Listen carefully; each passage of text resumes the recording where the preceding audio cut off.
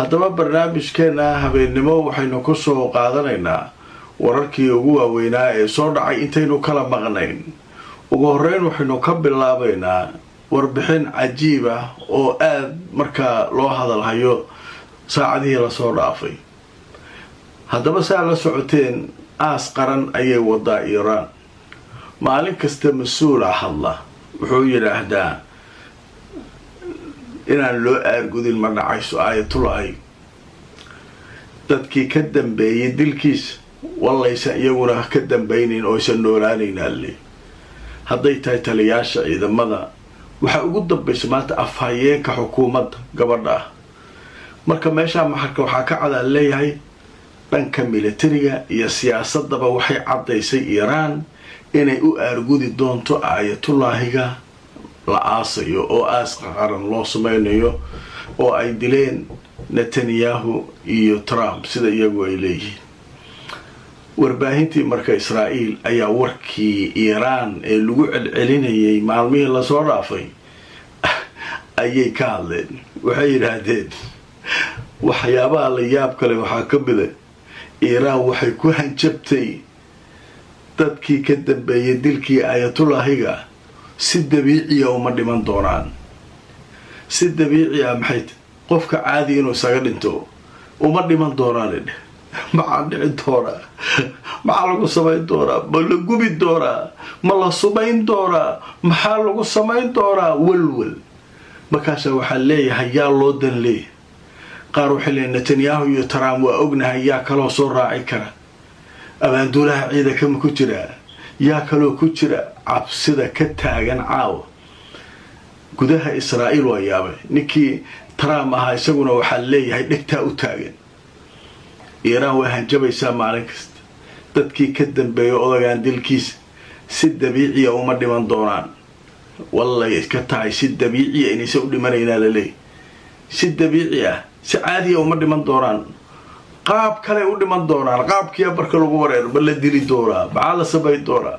haddaba markaan idintu soo wararkii ugu waaweynaa caawa sheekadaa laga qoray wargeyska la yidhaahdo ra'yul yowm ayaa wuxuu soo xiganayaa. wuxuu leeyahay warbaahinta Israa'iil ayaa caawa aad uga hadlaysa hanjabaadaha isa soo taraya ee Iiraan ka imanaya, taasoo ku saabsan in loo aargudi doono dhiiggii Khamenei, in la aargudi doono kuwii dilkaa ka dambeeyana inaysan dhiman doonin mawt dabiici ah. macnaha mawt dabiici ah kuwaas ma u dhiman doonaa walle ka tahay. macnaha qofka inuu caadi isaga dhintaa suuragal ma ahani leeyahy. tha'riga waa loo samaynayaa, aargudasho waxaa loo samaynayaa cajiibay taagi. marka sheekadaasu marka way cusub tahay. walwalkii iyo walbahaarkii ayaa ku batay. marka nin kastoo is ogaa inuu ka dambeeyay dilka aayatullaahiga caawa meeluu ku hoyduulaayay. nimanka Iiraan niman caadiya maaha. waxyaabaha la yaab kale warbaahinta soo qaadanaysa waxaa ka mid a si dabiiciya uma dhiman doonaan. maxay ku samayn doonaan? marka maxaa dhici doona? taasaa taagan. qodobka halkaasaan kaga gudbaynaa.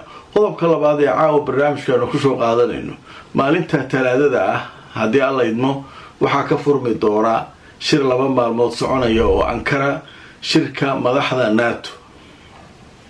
shir madaxeedka NATO ayaa magaalada Ankara caasimada Turkiga ka dhici doona.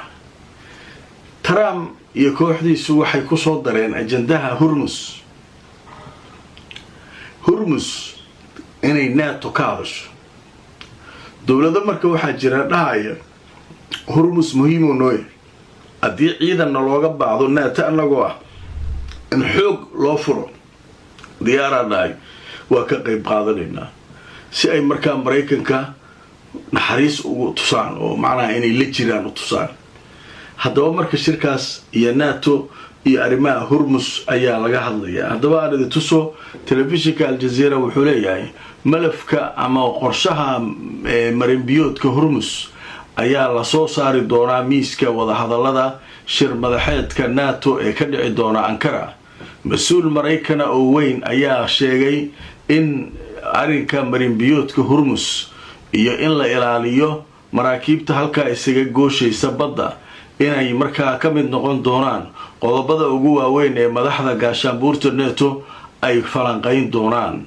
dowlado dhowra ayuu sheegay ninka Mareykanka ah oo xulafada NATO ka tirsan inay diyaar u yihiin inay ka qayb qaataan iyagoo soo bandhigaya awoodooda in markaa marinbiyoodka Hormuz si nabadgelyo ah lagu maro. marka maxay leeyihiin arrinkaas taagan miiska wada hadalka Mareykanka soo saareen Hormuz in la furaal rabaa Iran maartay in meesha laga wareejiyo hadii wada hadaladu fashilmaan diyaar ma tihiin waay. NATO marka dowlado badan oo leeyahay ninkan Mareykanka warka soo tibinaya ayaa diyaar ah inay hawsha ka qayb qaataan. marka Mareykanka marka meesha waxa ka muuqata leeyahay tabardaridu maxay tahay Mareykan kaligiis waxba waa ka qaadi waayay Iran. marka hadda wuxuu rabaa NATO inuu soo wado oo hadii heshiiskan burburo NATO inuu u isticmaalo Iran. waa tii dowlado badan oo NATO arrinka ay diidan yihiin. Turkiga kamida, Ingiriiska kamida, Faransiiska kamida waxay leeyihiin waay anaga hal dowlad way isugu tagaynaa NATO anagu maxaa dhacay. marka hadda marmarsiyo rabo inuu sameeyo wadadana la fura maraakiibta ayaan ilaalinaynaa.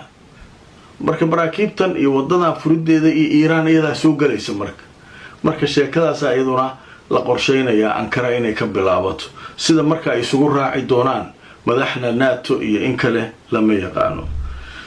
haddaba markii sheekooyinkaas ay soo baxeen waxaa isaguna hadlay ninka la yiraahdo Qalibaf madaxa wada xaajoodka isla markaana ah gudoomiyaha baarlamaanka Iran.